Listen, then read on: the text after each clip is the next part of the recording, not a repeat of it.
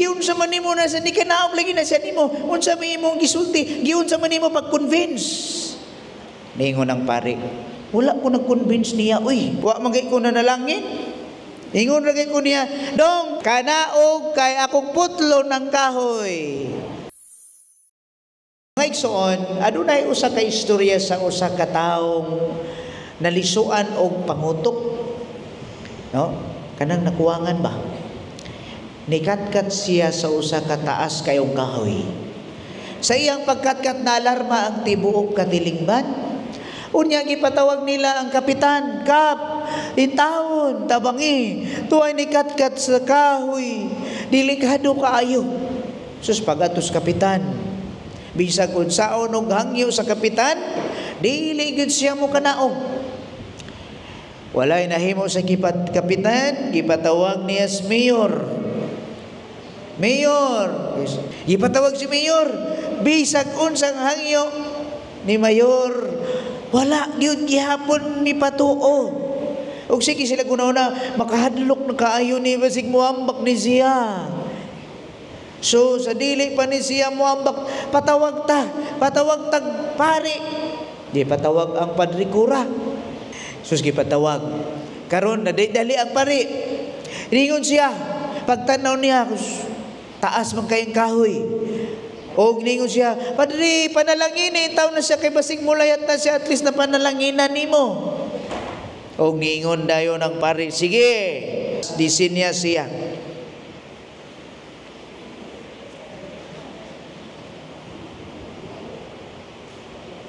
Unsay sunod? Sa inyo ang tag-an. Ha? Ningon lang ang pare.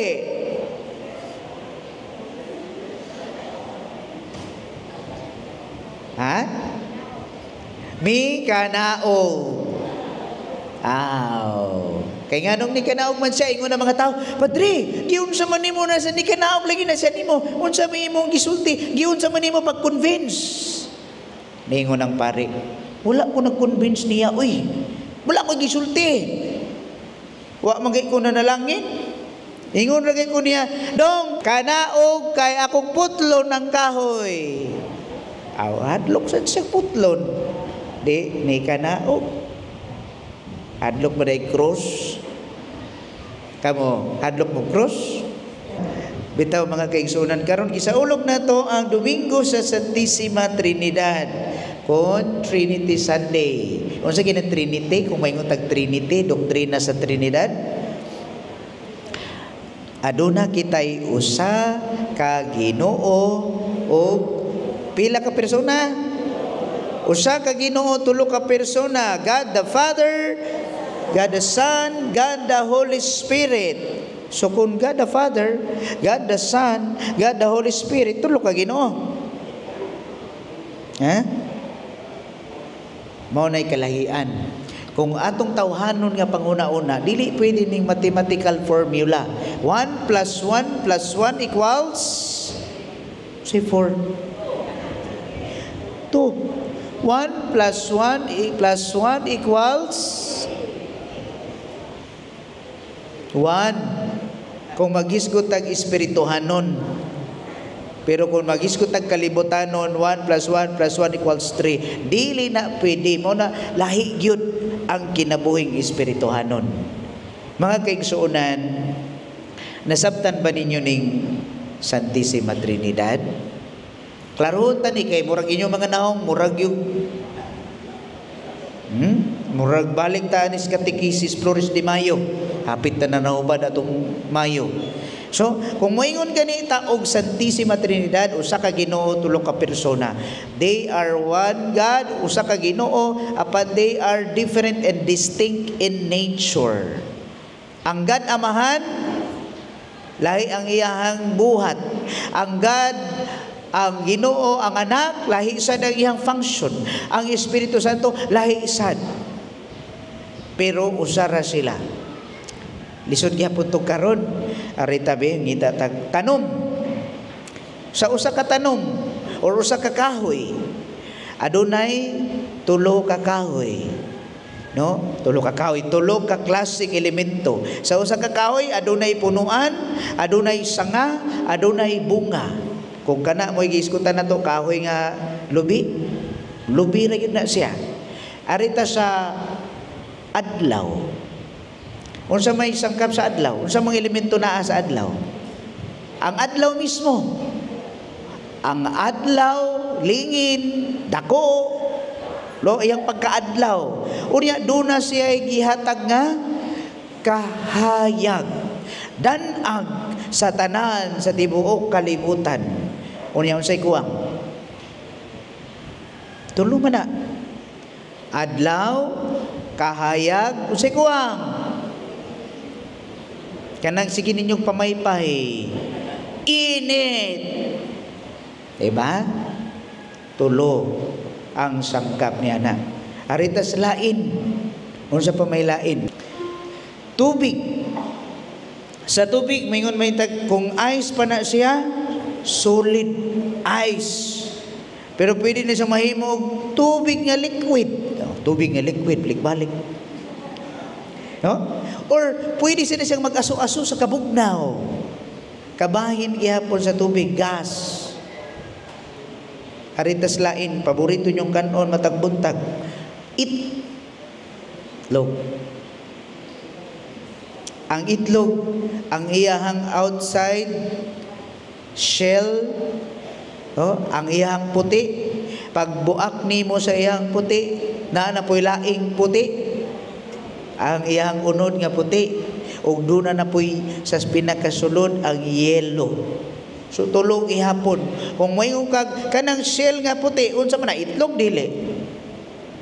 Okay. So kanang sulod niya nga puti, itlog na di. Itlog ihapon. Kanang yelo, itlog dili. Itlog nimo yelo. Bitaw mga igigsunan, nagpasabot kini alang sa atong Kristohanon nga kinabuhi. Unsay mensahe? Bisag manuglahi ang karakteristik sa atong Ginoo. Lain silang persona, but they are living in unity and in harmony, in a strong relationship. And that is the meaning para sa atong Kristohanong kinabuhi. Kitang tanan, bisan og lain-lain og mga nawong, dunay mga upaw, dunay mga walay buhok, dunay mga tag-as og buhok, dunay mga kolor-kolor og buhok, sa parediha nga kulong ang buhok, pero pareho ra tang tanan, no? Usara ta ang atong dagway, bisag moingon kag maot ka kaayo, gihulma ka sumala sa dagway sa atong Ginoo, no? So karon sa atong bangin manuglahi man gyud ta. Lain-lain man ta og gasa sa Dios, lain-lain tag talento. Unsa may atong ginabuhat? Kung naa sa para sila mga maayo manganta, masilos day ka. Imo na yung gikalagutan siya nga maayo kay mo sayaw, maayo mo kanta, maayo mo tumbling. Dili. Pero kasagaran na to, kung naa nagi mo hawod sa ato ang kinaiya, na imo labaw, na imo asinso. Kung sa ibuhato na to, ang garbo, kinahanglan, dili ta malipay. Pero dili na mo gisulti sa itong Ginoo mga igsuon. Kung manuglahi kita, gasa ka na sa Dios nga kinahanglan kitang tanan managkahiusa. Dili pwede nga magsigitag dautanay. Arita sa pamilya. Daghan kaayo sa sulod sa pamilya, kuwang og maayong relasyon. Mao gyud ay pinaka number 1. Kumusta ang relasyon sa pamilya? No? Mao ni ato ang palahuman pag-ayo. Kay mao ni pinaka-mensahe sigon nga atong isaulog ang basic ecclesial community Sunday. Pasabot, gagmayng Kristohanong simbahan nga kinahanglan magkahiusa. Unsay nagdala og kahiusahan? Gugma sa Dios. Mga igsoon, kung walay gugma, dili gid na magkahiusa. Hinaut unta mga kaigsuonan, kining gugma nga maoy nagtukmod kanato.